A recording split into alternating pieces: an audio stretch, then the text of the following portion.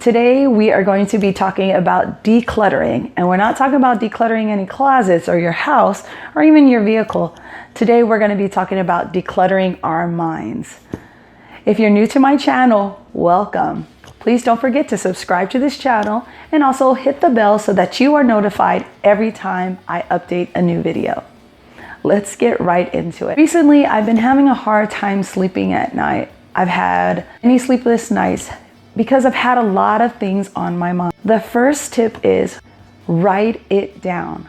This may be something that you think is so juvenile, so elementary, but it is so key with releasing some of those thoughts that are kind of bouncing around in your mind if you write them down. This includes simple things like your grocery list or to-do list or even your goals. I know the big thing out there recently where their vision board is something that I totally agree with. If you can visually see it and it's on one board, you're most likely to keep your momentum going to hit those goals. For myself specifically, what I've come across is at night, I've had certain prayer requests that have been lingering in my mind, and it's been like over a week. So they're like big prayers. And so what I have tried doing is something that I've heard a lot of people do, which is start a prayer journal. This has been so vital for me. Some of these nights have been just lingering prayer requests.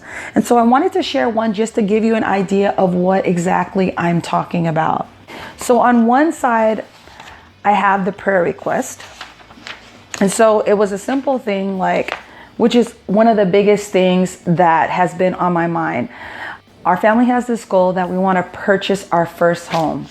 We've been hitting different roadblocks. We've had our hopes up and then find out new information. They've been squashed and then just to be revived because God's answering these prayers about it.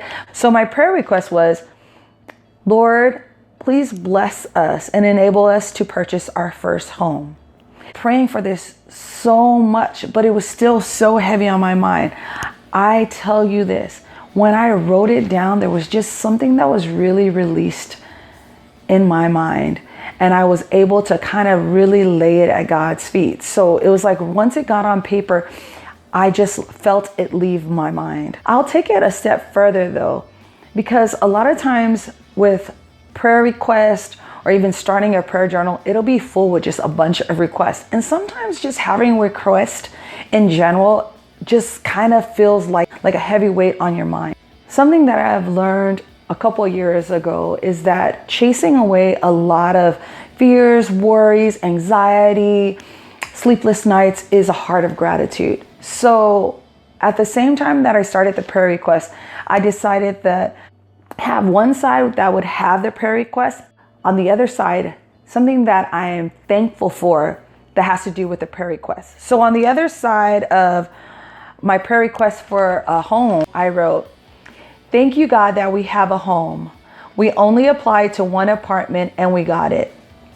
It's clean and it keeps us warm at night. Thank you, God. So having my prayer request on one side and then having another list where I'm thankful helped things balance out in my mind. It wasn't just a give me, give me, give me mentality.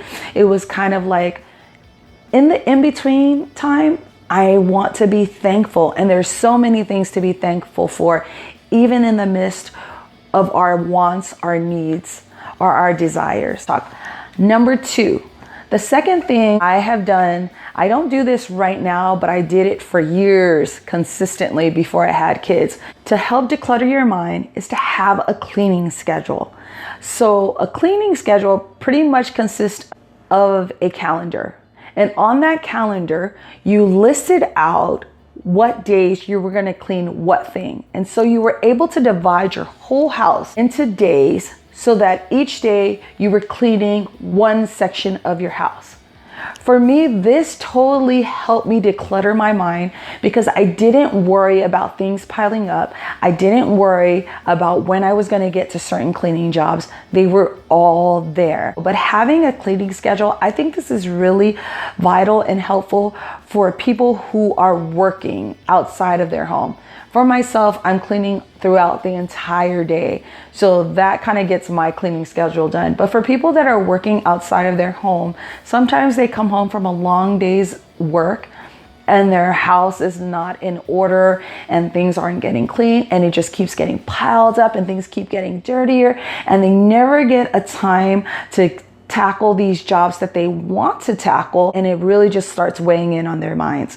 So having a cleaning schedule really helps to alleviate that. 2B, I always do these B's and C's. 2B, in between, for people like myself who are stay-at-home moms or who work from home, you're continuing to clean throughout the day. And for me, having kids at home, it's kind of hard for me to have a set every Friday. I'm going to do a deep cleaning of my bathroom, or I'm going to tackle this closet. Next week, I'm going to tackle that closet.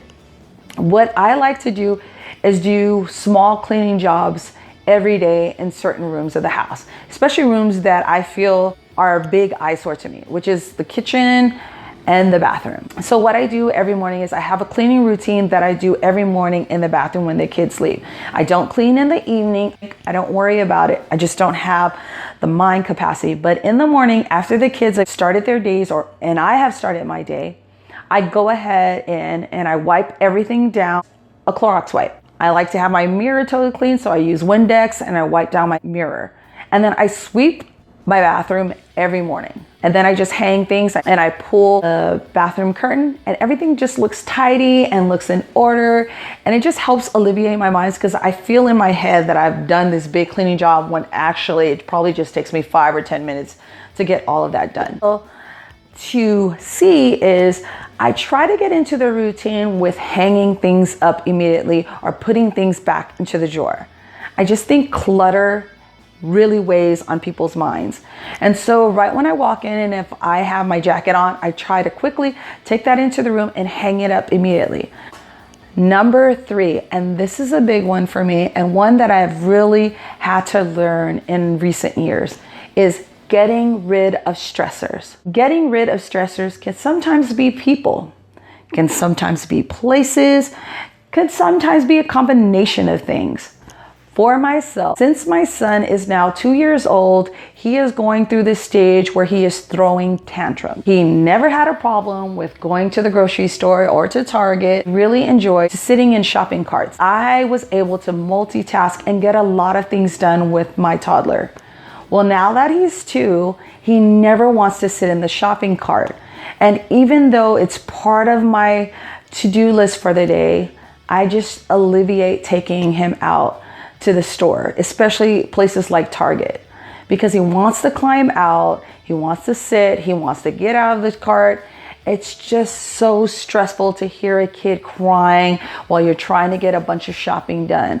That for me is a stressor, and that is something that I don't do with him unless I absolutely must.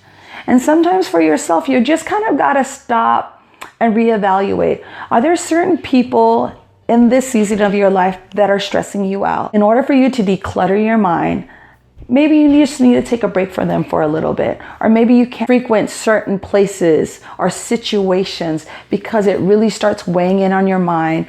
Number 4, something that I started this year, working out. Working out is not just about getting fit. It is such a stress reliever. It totally takes your mind off of so much. I cannot tell you enough how many benefits there are to working out. And if you feel at certain times that you just got too much cluttered up in your mind, you see clutter and there's stressors in your life, try working out. Just try going out for a walk, enjoying nature, getting on a treadmill, trying out a gym for one of their 7-day passes. You'll be amazed at just how much your mind will be totally decompressed or decluttered by just having a 30-minute workout. Number 5, and something that I have struggled with most of my life, forgive. I said it. I'm not trying to over spiritualize anything. I'm being totally 100% real. I've heard sermons over and over talk about this. Unforgiveness is like you drinking poison and expecting another person to die. It weighs so much on your mind when you have unforgiveness in your life. In all honesty, it takes so much more energy to hate someone or to hold something against someone than it is to just let it go and forgive. Now, I'm not talking about reconciliation, which is you guys are trying to work it out and trying to have a relationship with that person. That's not what I'm saying. I'm talking about releasing someone from your heart and from your mind. A lot of times you'll realize that you're the one that's miserable, and you'll look at the other person and they have gone on with their lives. It's something that God has always intended for all of us, because we'll never be able to carry the weight of unforgiveness and experiencing freedom, because you're basically a slave at that point, holding unforgiveness towards someone. I hope you guys all the best. Bye.